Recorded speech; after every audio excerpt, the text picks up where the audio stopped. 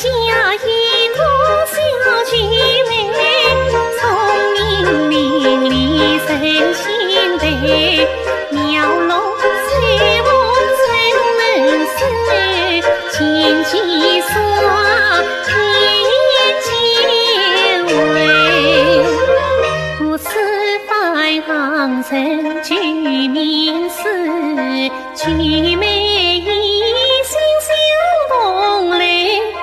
不因为暖儿不须尽速动，叶儿同树也应该，只怪我的弟太固执，终于泪下小菊妹。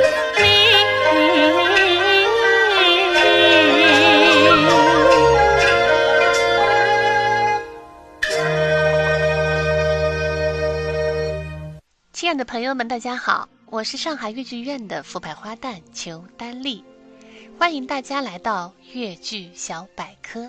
那今天呢，跟大家来介绍一下什么是越剧。越剧的这个越呀，是吴越之越。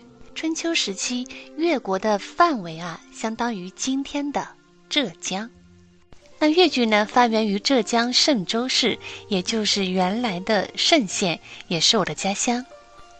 那越剧的发祥地呢是在上海，所以我们常说越剧发源于浙江，发祥于上海，繁荣于全国，流传于世界。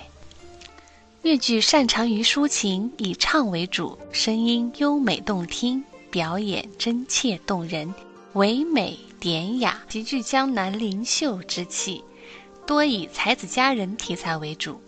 越剧在发展中吸取了绍剧、京剧、昆曲、话剧等特色剧种之大成，也经历了从男子越剧到女子越剧为主的历史性演变，已经成为了独具特色的地方戏曲剧种，也是全国第2大剧种。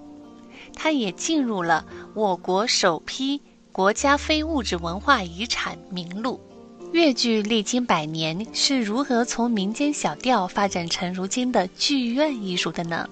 接下来为大家介绍一下越剧的发源史。越剧的诞生地嵊州是一块非常神奇的土地，山川秀美，悠悠善溪贯穿其中，可谓嘉山秀水，风景优丽。嵊州自古就有东南山水越为最，越地风光善领先之说，距今已有2000多年悠久的文化历史，更是古今文人墨客的聚集地。悠悠唐诗之路造就了嵊州特有的人文优势，使得嵊州涌现出了很多英才，为越剧的诞生夯实了坚实的基础。艺术的起源是复杂和多元的，我们越剧也同样如此。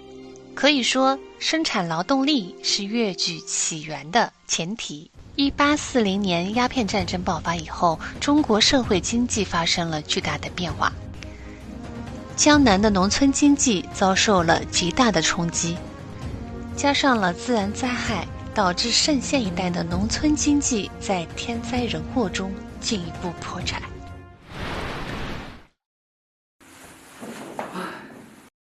半农半医的农民们迫于生计，为了寻找生活出路，他们将平时自娱自乐的田头说唱、山歌、小调变成了顺口的曲调去沿门卖唱。越剧史称这个时期为越剧形成前的沿门阶段。可以说，沿门唱书是越剧早期形成的源头。感谢上海越剧院的金良老师为我们找到了早期的一段唱书的调子，在这里呢，我给大家还原学唱一下。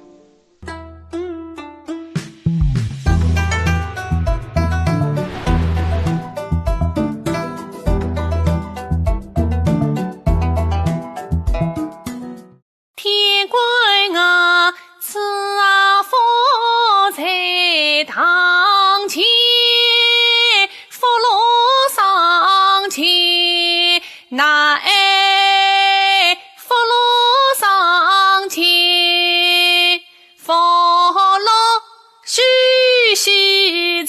两边啊，我看老秀心啊，一喜笑盈盈，喜笑盈盈。随着时间的推移，沿门唱书逐渐从在人家家门口乞讨卖唱，发展到在相对固定的厅堂茶楼内去演唱，成为了落地唱书。这也算是当时农民的一种谋生的手段。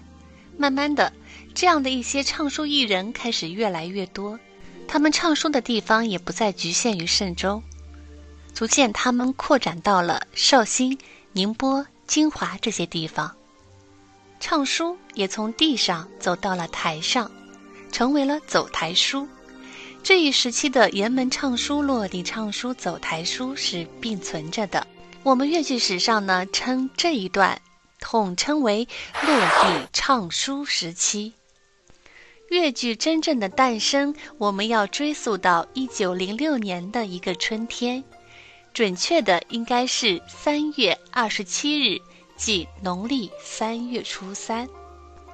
在浙江嵊县的东王村香火堂前，李士全、李茂正兄弟俩在乡亲们热情的鼓励之下，邀请了有高秉火、袁福生等10多位唱书艺人，向乡亲们借了4只道筒垫底，铺上了门板，建起了草台，用人物扮演的方式演出了小戏《石箭头》《泥凤山茶》和大戏《双金花》。这是粤剧作为戏曲形式诞生发展的第一次登台试演，具有划时代意义。这一天呢，也被称为粤剧诞生日。好了，亲爱的朋友们，这一期的粤剧小百科呢，就讲到这儿。感谢你们的收看，我们下一期不见不散。